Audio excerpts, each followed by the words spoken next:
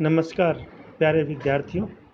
मैं तेजकरण चौहान, सह आचार्य इतिहास मांगीलाल बागड़ी, महाविद्यालय नोखा।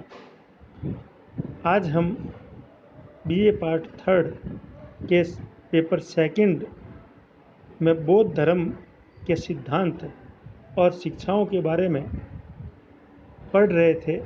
उसी के अंतर्गत आज हम महात्मा बुद्ध के सिद्धांत और भारतवर्ष में उसकी लोकप्रियता और भारतीय दर्शन को बौद्ध धर्म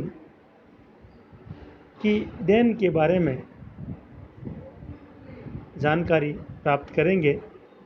बौद्ध धर्म का आविर्भाव नेपाल की तराई में हुआ, किंतु महात्मा बुद्ध और उनके अनुयायियों के प्रयासों से बौद्ध धर्म बहुत कम समय में भारत के विभिन्न हिस्सों में फैल गया और शीघ्र ही तिब्बत, चीन, अफगानिस्तान और श्रीलंका आदि सुदूर देशों में फैल गया।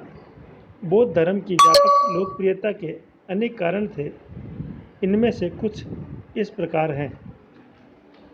सबसे पहला कारण बौद्ध धर्म के प्रसार का जो है वह है बुद्ध का व्यक्तित्व। बौद्ध धर्म को लोकप्रिय और उसके द्रुत प्रसार का सबसे बड़ा कारण महात्मा बुद्ध का प्रभावशाली व्यक्तित्व माना जाता है। राजा का पुत्र होते हुए भी उन्होंने समस्त सुख सुविधाओं को त्याग कर कठोर तपस्या की, इसीलिए जन सामान्य उनके सम्मुख श्रद्धा एवं सम्मान के साथ झुक जाता था। बुद्ध के मधुर व्यवहार के कारण उनके विरोधी भी उनके सम्मुख नतमस्तक हो जाते थे। बुद्ध ने कभी किसी धर्म का अनादर नहीं किया, अपितु तर्क के आधार पर प्रतिपक्षी धर्म की भ्रमपूर्ण बातों का खंडन करने का प्रयास किया। इसी प्रकार महात्मा बुद्ध ने सिद्धांतों को बहुत सरल तरीके से जनता के सामने रखा। महात्मा बुद्ध ने मानव जीवन के कमज़ोर पक्ष को ध्यान में रखते हुए भिक्षुओं के लिए अपेक्षाकृत कठोर एवं गृहस्थों के लिए सरल सिद्धांत स्थिर किए। ये नियम ऐसे थे जिन्हें भिक्षु एवं गृहस्थ दोनों ही बिना किसी कठिनाई के अपना सकते थे। बुद्ध ने अपने दार्शनिक विचारों का प्रतिपादन करने की बजाय आचरण की शुद्धता पर जोर दिया। उन्होंने जनता को आत्मा, परमात्मा, मोक्ष जैसे गंभीर विषयों में नहीं उलझाया और न ही जनता को महंगे यज्ञों, कर्म कांडों एवं पशु बलि की उलझनों में फंसाया। इसी प्रकार बौद्ध संघ की भूमिका भी महात्मा बुद्ध के धर्म के प्रसार का एक महत्वपूर्ण कारण बना। महात्मा बुद्ध ने जनतांत्रिक मूल्यों पर आधारित बौद्ध संघ का संगठन खड़ा किया, जिनमें भिक्षु अपने मन के विचार खुलकर कह सकते थे तथा आचार्य लोग उनकी शंकाओं का समाधान करते थे। बौद्ध संघ के भिक्षु वर्षा काल के 4 मास तक एक स्थान पर ठहरकर ज्ञान लाभ एवं स्वाध्याय करते थे, ताकि शेष 8 माह तक देश के विभिन्न भागों में भ्रमण करके बुद्ध के उपदेशों को व्यापक जन समुदाय तक पहुंचा पाएं।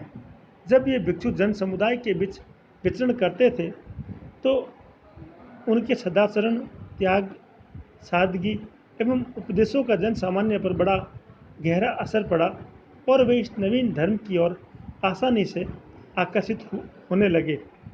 इसी प्रकार उस समय की देश की परिस्थितियां और काल की जो परिस्थितियां थी वो भी उनके अनुकूल सिद्ध हुई।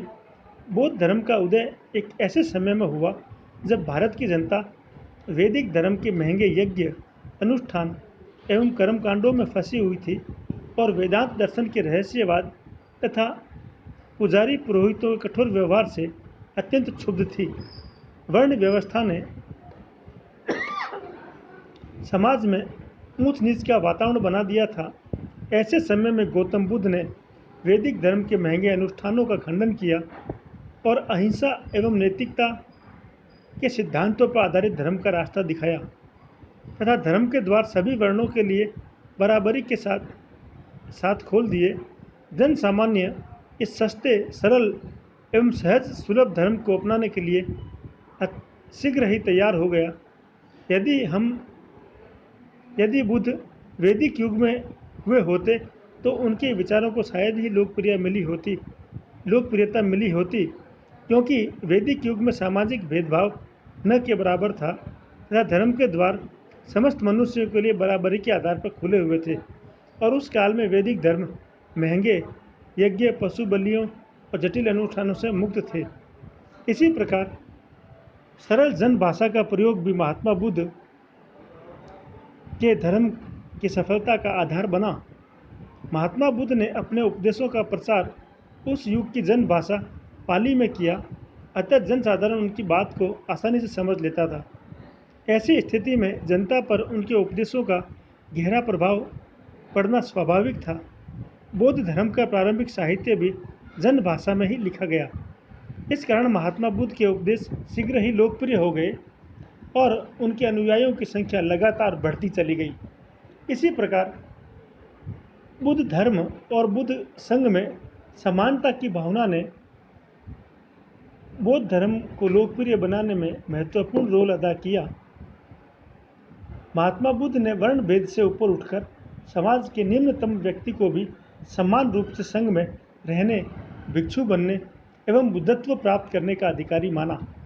यह बौद्ध धर्म की सफलता का सबसे महत्वपूर्ण कारण था, क्योंकि वैदिक व्यवस्था में शूद्र वर्ण के लोगों के लिए मोक्ष की कोई आशा नहीं थी तथा स्त्रियां भी समाज में बराबरी का अधिकार खोती जा रही थी।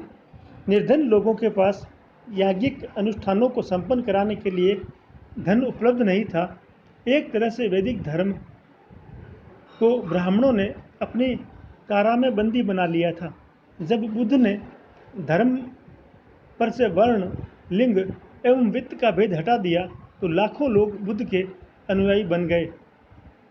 लंबे समय से समाज में उपेक्षित चल रहे लोगों को नए धर्म के माध्यम से लोक एवं परलोक दोनों को सुधारने की आशा जागृत हुई। इसी प्रकार समाज के प्रभावशाली व्यक्तियों का भी बौद्ध धर्म को संरक्षण मिला। गौतम बुद्ध के राज्य वंश से संबंधित होने के कारण तत्कालीन समय के शाक्य, लिच्छवी, मल्ल, कोल्य और मौर्य आदि गणराज्यों के प्रभावशाली एवं संपन्न लोगों ने बौद्ध धर्म के प्रसार में अत्यधिक रुचि ली। अनेक राजाओं, विद्वानों और धनपतियों ने बुद्ध के उपदेशों को सहज भाव से अपनाया और बौद्ध धर्म के प्रसार में तन, मन और धन से सहयोग प्रदान किया। समाज के प्रभावशाली वर्ग का अनुकरण करके जनसाधारण भी इस धर्म में विश्वास रखने लगा। बुद्ध की मृत्यु के सैकड़ों साल बाद सम्राट अशोक, कनिष्क और हर्षवर्धन ने इस धर्म के प्रसार में महत्वपूर्ण योगदान दिया। इनमें से सम्राट अशोक द्वारा दिया गया योगदान सबसे महत्वपूर्ण माना जाता है। इसी प्रकार तत्कालीन समय में प्रतिस्पर्धी धर्मों का नितांत अभाव था। जिस समय बुद्ध और बौद्ध धर्म का प्रसार शुरू हुआ, उस समय उसका विरोध करने वाली एक लोकप्रिय धार्मिक विचारधारा या धार्मिक संप्रदाय न के बराबर था। वैदिक धर्म में प्रचार की प्रवृत्ति नहीं थी और इस युग में जनसाधारण को वैदिक धर्म से अरुचि होने लगी थी। जैन मत अधिक व्यापक नहीं हो पाया था और उनके सिद्धांतों में शारीरिक क्लेश की प्रधानता के कारण भी वह अधिक लोकप्रिय नहीं बन पाया। इस कारण बौद्ध भिक्षुओं एवं प्रचारकों को बिना कोई विशेष प्रतिरोध के अपने धर्म का प्रचार करने में सफलता मिली और शीघ्र ही वह जन सामान्य का धर्म बन गया। इसके अलावा कुछ और अन्य कारण भी महात्मा बुद्ध के इस धर्म के फैलाव के वाहक बने। बौद्ध धर्म की उदारता एवं समय के साथ होने वाली परिवर्तनशीलता ने इस धर्म के प्रसार में योगदान दिया। बौद्ध धर्म को रही सही कठोरताओं को त्याग कर महान उदारवादी महायान संप्रदाय का जन्म हुआ, जिसने बौद्ध धर्म को अत्यधिक लोकप्रिय बनाने का मार्ग प्रशस्त किया। तक्षशिला, नालंदा तथा विक्रमशिला आदि विद्यालयों में विद्यार्थियों के लिए बौद्ध धर्म के सिद्धांतों और साहित्य की शिक्षा प्रदान की जाने लगी। इससे बौद्ध धर्म को नैतिक आधार प्राप्त हो गया और बौद्ध धर्म को जानने वाले लोग संस्कृत के पंडितों के समान ही विद्वान समझे जाने लगे। विदेशी आक्रांताओं एवं चीनी यात्रियों ने बौद्ध धर्म के अध्ययन एवं प्रसार में अत्यधिक रुचि ली इस कारण बौद्ध धर्म भारत भूमि तक सीमित न रहकर विश्व स्तरीय धर्म बन गया। इसके साथ साथ बौद्ध धर्म को लगातार राज्य आश्रय भी प्राप्त हुआ। महात्मा बुद्ध के जीवन काल में कौशल नरेश प्रसेनजीत, मगध सम्राट बिंबिसार और अजातशत्रु, वैशाली के सुप्रसिद्ध गणिका आम्रपाली, राजगृह के नगर श्रेष्ठी अनाथपिंडक, बुद्ध के पिता सुधोधन और पुत्र राहुल ने बुद्ध का शिष्यत्व ग्रहण किया तथा उनके बताए धर्म को स्वीकार कर लिया। इससे बौद्ध धर्म को राज्य आश्रय लगातार प्राप्त होने लगा। मौर्य सम्राट अशोक ने ईसा पूर्व 268 से लेकर ईसा पूर्व 232 में अपनी राजधानी पाटलिपुत्र में तीसरी बौद्ध संगीति बुलवाई। इस संगीति में बौद्ध धर्म ग्रंथों में संशोधन किया गया। बौद्ध संघों में जो दोष आ गए थे उनको दूर करने का प्रयास इस संगीति में किया गया। इन संशोधनों तथा सुधारों से बौद्ध धर्म में जो शिथिलता आ रही थी वह शीघ्र ही दूर हो गई। इसी प्रकार बौद्ध धर्म के प्रचार के लिए अशोक ने एक धर्म विभाग की स्थापना की और जगह जगह उन्होंने धर्म महामात्र नियुक्त किए जो लोगों के आचार विचार और व्यवहार को घूम घूम कर चेक करते थे और धर्म का प्रचार करते थे। इसी प्रकार अशोक ने अपने संपूर्ण साम्राज्य में अनेक शिलालेख लिखवाए जो जनसाधारण की भाषा में थे, उनका भी उस पर गहरा असर पड़ा। इसी प्रकार सम्राट मिनेंडर और कुषाण सम्राट कनिष्क ने भी महात्मा बुद्ध के बौद्ध सिद्धांतों को फैलाने में एक महत्वपूर्ण भूमिका निभाई।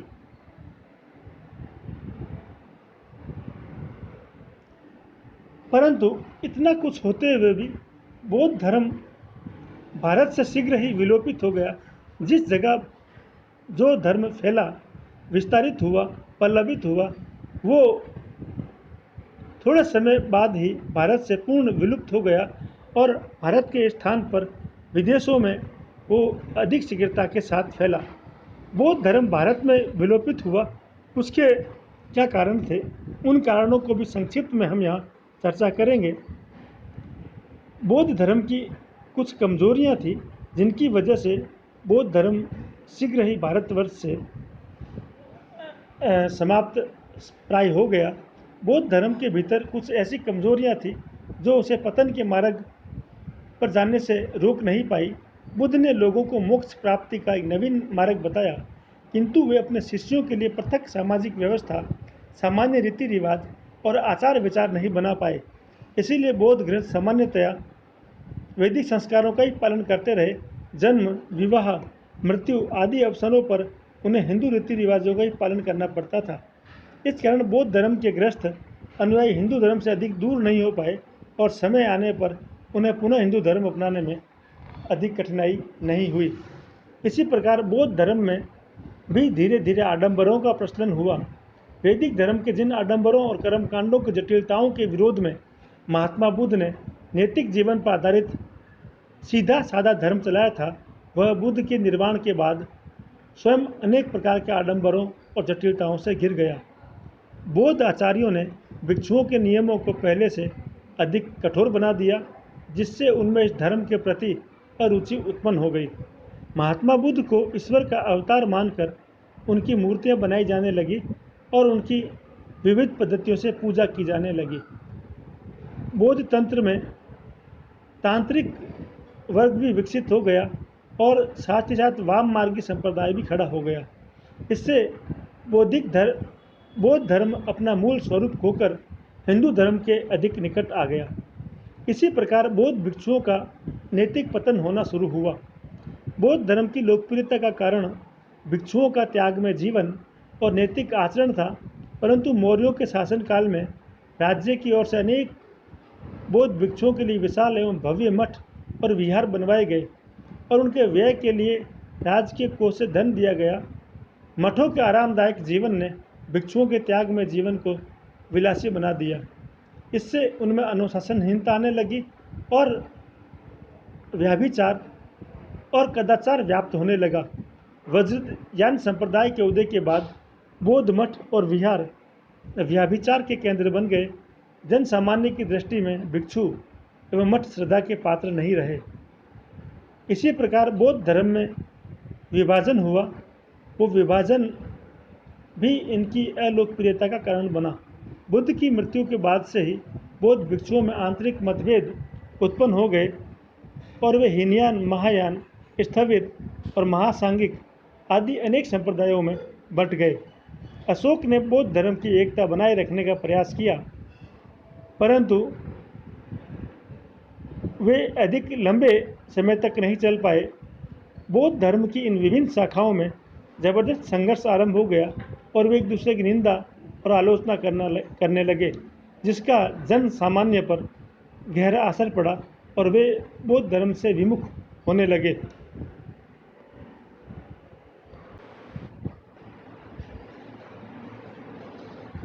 इसी प्रकार बौद्ध संघ में स्त्रियों का प्रवेश होना भी बौद्ध धर्म के पतन का एक अन्य कारण बना। बौद्ध धर्म की अवनति का मुख्य कारण संघ में स्त्रियों का प्रवेश था। भगवान बुद्ध ने मूल रूप में बौद्ध संघ में स्त्रियों को प्रवेश नहीं दिया था, किंतु अपने प्रिय शिष्य आनंद के कहने से उन्होंने स्त्रियों को भी संघ में प्रवेश देना स्वीकार किया। इस स्वीकृति के बाद बुद्ध ने आनंद से कहा कि अब यह धर्म 500 वर्ष से अधिक नहीं टिकेगा। बुद्ध की भविष्यवाणी सत्य सिद्ध हुई। भिक्षुओं एवं भिक्षुणियों के एक साथ रहने से बौद्ध विहार और मठों में आत्मसंयम भंग हो गया और वहाँ व्याभिचार और विलासिता पनप गई। इससे उनकी प्रतिष्ठा गिर गई। वज्रयान संप्रदाय ने तो बौद्ध धर्म को वाम मार्ग की ओर धकेल कर बौद्ध धर्म को बड़ा धक्का पहुँचाया। इसी प्रकार राज्य आश्रय का अभाव अशोक एवं बाद के मौर्य शासकों ने बौद्ध धर्म को संरक्षण प्रदान करके ऊंचाइयों तक पहुंचा दिया था, परंतु देश भर में बौद्ध विहारों और मठों की स्थापना हुई जिन्हें राजकीय अनुदान दिया जाता था। इस कारण लाखों नवयुवक सैनिक कर्म त्याग कर भिक्षु बन गए और बौद्ध विहारों और मठों में आराम का जीवन व्यतीत करते हुए चैन की रोटी खाने लगे।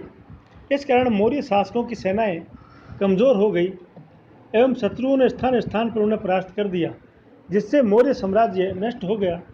मौर्यों की ऐसी दुरावस्था देखकर भारत के अधिकांश राजाओं ने बौद्ध धर्म को संरक्षण देना बंद कर दिया।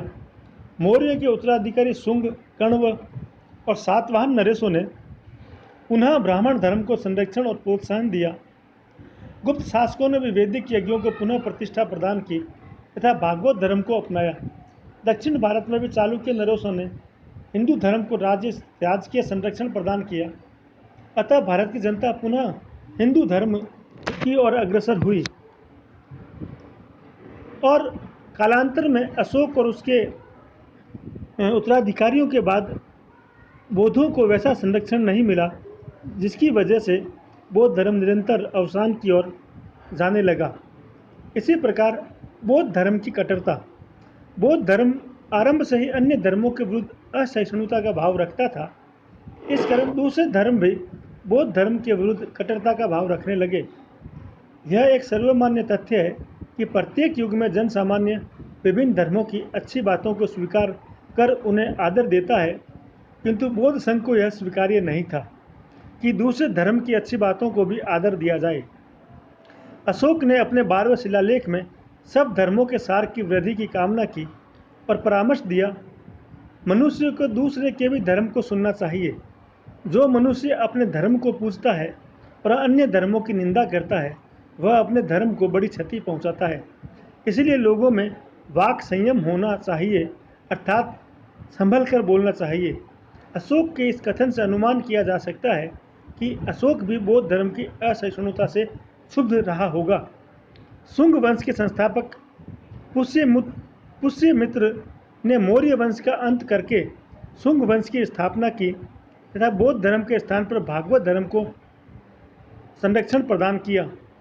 दिव्य अवदान में पुष्यमित्र शुंग को बौद्धों का परम शत्रु बताया गया है, जबकि उसने बौद्धों को कोई क्षति नहीं पहुंचाई।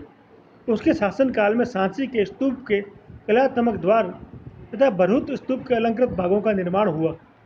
अपनी कट्टरता के चलते बौद्ध धर्म ने एक तरफ जैन धर्म को अपना प्रतिद्वंदी बना लिया दूसरी तरफ भागवत धर्म के विरुद्ध भी मोर्चा खोल लिया। इस प्रकार वह दोहरे संघर्ष में फंसकर स्वयं स्वयं ही अपनी लोकप्रियता गंवा बैठा। इसी प्रकार भागवत धर्म का उदय। मौर्य वंश के बाद वैदिक धर्म के विद्वानों ने अपने धर्म में निहित दोषों को दूर करके उसे सरल रूप में पुनः प्रतिष्ठित करने का प्रयास किया। शुंग, कण्व, भारसिव, नाग, गुप्त, वाकाटक और चालुक्य नरेशों ने वैदिक यज्ञों का आयोजन करके हिंदू धर्म की उन्नति में अपना महत्वपूर्ण योगदान दिया। इन शासकों ने शिव, विष्णु, कार्तिकेय आदि प्राचीन हिंदू देवताओं की उपासना की और उनके भव्य मंदिरों का निर्माण करवाया। बौद्ध धर्म के प्रति झुकाव रखने वाला हर्षवर्धन भी ब्राह्मण धर्म के प्रति श्रद्धा रखता था। इससे हिंदू धर्म को पुनः राष्ट्रीय स्तर पर प्रतिष्ठा प्राप्त हुई। गुप्तों ने संस्कृत भाषा को राजकीय भाषा के रूप में प्रतिष्ठित किया, जिससे वैदिक साहित्य की खोई हुई प्रतिष्ठा भी पुनः स्थापित हो गई। बुद्ध की मूर्तियों की तर्ज पर देश में विष्णु एवं उनके अवतारों की मूर्तियों का बहुत बड़ी संख्या में निर्माण हुआ तथा विष्णु एवं शिव के भव्य मंदिर बनने लगे, जिसके कारण जनता में तेजी से भागवत धर्म की ओर आकर्षित होने लगी और बौद्ध धर्म लगातार अवनति को प्राप्त होने लगा। इसी समय विदेशी आक्रमण हुए। उन विदेशी आक्रमणों ने भी बौद्धों के पतन में एक महत्वपूर्ण भूमिका निभाई। गुप्तों के बाद भारत पर हुणों के आक्रमण हुए। वे बौद्धों के शत्रु थे। हुणों के नेता मिहिर कुल ने हजारों की संख्या में बौद्ध मठों और विहारों को नष्ट किया तथा लाखों बौद्ध भिक्षुओं को मौत के घाट उतार दिया। इससे पंजाब, राजस्थान और उत्तर पश्चिमी सीमा प्रांतों में बौद्ध धर्म का प्रभाव क्षीण हो गया। इन प्रदेशों के बचे हुए बौद्ध भिक्षु तिब्बत और चीन की तरफ भाग गए। मध्य युग के आरंभ में मुस्लिम आक्रांताओं ने बंगाल और बिहार में बौद्धों का कत्लेआम किया, उनके मठों और विहारों को भूमिसात किया और नालंदा विहार इत्यादि शिक्षण संस्थाओं को जला दिया। इससे उन प्रदेशों के बौद्ध भिक्षु नष्ट हो गए और बौद्ध ग्रस्तों ने पुनः हिंदू धर्म अपना लिया। इसी प्रकार राजपूत शासकों के उदय ने भी बौद्ध धर्म के पतन में एक महत्वपूर्ण भूमिका निभाई। हर्षवर्धन की मृत्यु के बाद देश में प्राचीन क्षत्रियों के स्थान पर राजपूत राज्यों का उदय होना शुरू हुआ और उन्होंने पूरे देश में छोटे छोटे स्वतंत्र राज्यों की स्थापना की। राजपूत लोग अपनी शूरवीरता के लिए प्रख्यात थे और युद्ध तथा सैनिक सेवा उनका मुख्य व्यवसाय था। ऐसे लोगों को अहिंसा से कोई लगाव नहीं था। उन्होंने हिंदू धर्म को प्रोत्साहन दिया। राज्य आश्रय न मिलने से बौद्ध धर्म का प्रभाव लगातार कम होता चला गया। इसी प्रकार 8वीं और 9वीं शताब्दी ईस्वी में शंकराचार्य और उनके शिष्य कुमारिल भट्ट ने पतन की तरफ बढ़ रहे बौद्ध धर्म के प्रभाव को समाप्त करने में एक महत्वपूर्ण योगदान प्रदान किया। उन्होंने स्थान स्थान पर बौद्ध विद्वानों को सार्वजनिक रूप से शास्त्रार्थों में पराजित किया और जन सामान्य के समक्ष हिंदू धर्म की श्रेष्ठता एवं अजेयता का प्रदर्शन किया। शंकराचार्य ने देश की चारों दिशाओं में स्थित प्राचीन नगरों में अद्वैत परंपरा के मठों की स्थापना की। शंकराचार्य के प्रयत्नों से बौद्ध निस्तेज हो गए और सारे देश में हिंदू धर्म व्याप्त हो गया। शंकराचार्य ने भगवत गीता की टीका लिखकर उसे हिंदुओं का सर्वाधिक लोकप्रिय ग्रंथ बना दिया, जिससे करोड़ों लोगों को पुनः हिंदू धर्म अपनाने की प्रेरणा मिली। इसी प्रकार बौद्ध धर्म के भीतर वाम मार्गी पंथों का उदय हुआ। बौद्ध धर्म का पतन होने पर 6ठी शताब्दी ईस्वी में महायान संप्रदाय से वज्रयान और मंत्रयान शाखाओं का जन्म हुआ। वज्र यानी बुद्ध को वज्र गुरु तथा अलौकिक सिद्धि संपन्न देवता मानते थे। अनेक सिद्धियों को प्राप्त करने के लिए अनेक गुह्य गुप्त साधनाएं करते थे। वाम मार्गी बौद्धों के प्रभाव से शैव मत में पाशुपत, कापालिक, वैष्णव मत में गोपी लीला, तंत्र संप्रदाय में आनंद भैरवी की पूजा आदि पंथ विकसित हुए। इन पंथों का उद्देश्य मंत्रों और अन्य साधनों द्वारा विभिन्न प्रकार की सिद्धियां प्राप्त करना था। जन सामान्य इन वाम मार्गों से भय खाता था तथा इनसे दूर रहता था। इस प्रकार बौद्ध धर्म में आए अनेक प्रकार के विकारों ने शीघ्र ही बौद्ध धर्म की लोकप्रियता को समाप्त कर दिया और जो लंबे काल में जो बौद्ध बने वे बौद्ध गृहस्थ पुनः हिंदू धर्म की ओर आकर्षित हुए। परंतु फिर भी बौद्ध धर्म का भारतीय संस्कृति में जो योगदान है वह अतुलनीय है। धर्म एवं दर्शन के क्षेत्र में बौद्धों ने एक बड़ा योगदान दिया। बौद्ध धर्म सरल और आडंबरहीन था। इनमें निरर्थक एवं खर्चीले विधि विधान, जटिल नियम, दीर्घकालिक अनुष्ठान और यज्ञ के लिए आवश्यक पुरोहितों के लिए कोई स्थान नहीं था। उन्होंने जनसाधारण को तेजी से बौद्ध धर्म की ओर आकर्षित किया। बौद्ध धर्म की लोकप्रियता ने वैदिक धर्म के अस्तित्व के लिए खतरा उत्पन्न कर दिया था। बौद्धों की मठ प्रणाली ने भी हिंदू धर्म को प्रभावित किया। इससे पूर्व हिंदू धर्म में मठ प्रणाली नहीं थी। बौद्धों की देखा देखी हिंदू धर्म में जगत गुरु शंकराचार्य ने उत्तर, दक्षिण, पूर्व और पश्चिम चारों दिशाओं में अपने मठों की स्थापना की। इसी प्रकार बौद्ध धर्म ने अनात्मवाद, अनीश्वरवाद, कार्य कारण संबंध, कर्मवाद एवं पुनर्जन्मवाद, आंतरिक शुद्धि और निर्वाण के दार्शनिक सिद्धांतों से भारतीय चिंतन को नवीनता प्रदान की। असंग, नागार्जुन, वसुबंधु, धर्म कीर्ति आदि बौद्ध आचार्यों ने बौद्ध दर्शन को नई ऊंचाइयां दी। बौद्धों का शून्यवाद और माध्यमिक दर्शन संपूर्ण विश्व दर्शन साहित्य में गौरवपूर्ण स्थान रखता है। इसी प्रकार बौद्धों ने साहित्य के क्षेत्र में भी महत्वपूर्ण योगदान दिया। बौद्ध धर्म के विद्वानों ने पाली और संस्कृत भाषा में बौद्ध दर्शन और धर्म ग्रंथों के रूप में प्रभुत साहित्य की रचना की। महात्मा बुद्ध के जीवन को आधार बनाकर संस्कृत एवं जन भाषाओं में विपुल साहित्य लिखा गया। काव्य एवं नीति संबंधी अनेक ग्रंथ लिखे गए। उन सब ने भारतीय साहित्य को समृद्ध किया। बौद्ध विद्वान दिगनाग ने भारतीय तर्कशास्त्र का विकास किया। उन्होंने न्याय प्रवेश और आलम्बन परीक्षा नामक ग्रंथ लिखे। बौद्ध महाकाव्य, बुद्ध चरित और नाटक सारीपुत्र प्रकरण बौद्धों द्वारा ही लिखे गए। मिलिंद पन्हों और महावस्तु नामक ग्रंथों में प्रचुर मात्रा में ऐतिहासिक सामग्री प्राप्त होती है। आर्य मंजूश्री मूलकल्प और दिव्य अवदान नामक बौद्ध ग्रंथों से भी भारत के प्राचीन इतिहास एवं संस्कृति की गहरी जानकारी प्राप्त होती है। इसी प्रकार कला के क्षेत्र में भी बौद्ध साहित्य और दर्शन और साहित्य का बड़ा योगदान रहा। भारतीय शिल्प कला, मूर्ति कला एवं चित्रकला का जो निखरा हुआ स्वरूप हमें दिखाई देता है वह बौद्ध धर्म की ही देन है। गुहा मंदिरों का निर्माण, मूर्ति कला की गांधार और मथुरा शैली और चित्रकला की अजंता शैली बौद्ध धर्म के प्रभाव से ही विकसित हुई है। मौर्य सम्राट अशोक ने देश भर में 84,000 स्तूपों का निर्माण करवाया, जिनमें से आज भी बहुत से स्तूप मौजूद हैं, जो भारतीय स्थापत्य कला की अनुपम धरोहर है। सांची का स्तूप बौद्ध स्थापत्य कला का श्रेष्ठतम नमूना है। सांची, भरूच और अमरावती में बौद्धों द्वारा उच्च कोटि की कलाकृतियों का निर्माण किया गया। इसी प्रकार गांधार शैली का जन्म हुआ, जो यूनान और भारत की कलाओं से मिश्रित एक नवीन प्रकार की शैली थी। गांधार कला ने मूर्ति कला को एक नवीन प्रेरणा दी, जिसके फलस्वरूप मथुरा, नालंदा और सारनाथ में मूर्ति कला की अलग शैलियाँ विकसित हुई। इसी प्रकार शासन नीति के क्षेत्र में भी बौद्धों ने एक महत्वपूर्ण भूमिका अदा की। बौद्ध संघों की स्थापना जनतांत्रिक मूल्यों के आधार पर की गई थी, इसमें प्रत्येक भिक्षु को अपने विचार और शंका व्यक्त करने का अधिकार था। वहाँ अंधश्रद्धा को बढ़ावा नहीं था। स्वतंत्र भारत के शासन पद्धति में इन्हीं जनतांत्रिक मूल्यों को ग्रहण किया गया है। शासन की प्रत्येक संस्था में सदस्यों को बराबरी के आधार पर अपने विचार करने का अधिकार दिया गया है। शासन में समानता, सहिष्णुता और भातृत्व की भावना साफ तौर पर देखी जा सकती है।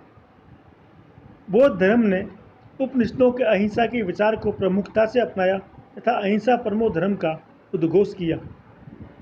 इसी प्रकार आचार विचार के क्षेत्र में भी बौद्धों ने महत्वपूर्ण योगदान दिया और भारतीय जीवन शैली को और अधिक वैज्ञानिक स्वरूप प्रदान करने का प्रयास किया। बौद्ध धर्म ने 10 शील को अपनाकर भारतीय जनता को जीवन में नैतिकता और सदाचार के पालन का मार्ग दिखाया और भारतीय आचार विचार को उन्नत बनाने में सहयोग प्रदान किया। बौद्ध धर्म के कारण ही भारतीय समाज में जाति पाति के बंधन शिथिल हुए और शासन व्यवस्था में प्रत्येक जाति के व्यक्ति को बराबर माना गया। हेवेल लिखते हैं, बौद्ध धर्म ने आर्यावर्त के जातीय बंधनों को तोड़कर उनके आध्यात्मिक वातावरण में घुसे हुए अंधविश्वासों को दूर कर संपूर्ण आर्य जाति को एक रूपता प्रदान करने में महत्वपूर्ण योगदान दिया और मौर्य वंश के विशाल साम्राज्य की नींव रखी। बौद्ध धर्म ने भारतीय लोगों के नैतिक पक्ष को उन्नत बनाने में भी अपना महत्वपूर्ण योगदान दिया। इसी प्रकार बौद्ध धर्म ने भारत के वैदेशिक संबंधों का क्षेत्र व्यापक किया तथा संसार के अनेक देशों से अपने संबंधों को मजबूत बनाया। जिन देशों में बौद्ध धर्म का प्रसार हुआ, उन देशों के निवासी भारत को अपना पवित्र तीर्थ स्थान मानने लगे और वे बौद्ध स्थलों के दर्शनों के लिए लगातार भारतवर्ष की ओर आने लगे। इस कारण विश्व के अनेक देशों के साथ भारत के राजनीतिक, सांस्कृतिक और आर्थिक संबंध स्थापित हुए और उन देशों में भारतीय सभ्यता एवं संस्कृति का प्रसार हुआ। इस प्रकार बौद्ध धर्म और जैन धर्म का भारतीय संस्कृति और सभ्यता पर जो प्रभाव पड़ा, उसके बारे में उनकी शिक्षाओं, उनके सिद्धांतों को हमने इन 2 व्याख्यानों के माध्यम से समझने का प्रयास किया और हमारा ये महत्वपूर्ण टॉपिक जो है इसी व्याख्यान के साथ यहाँ पर समाप्त होता है। जय हिंद, जय भारत, धन्यवाद।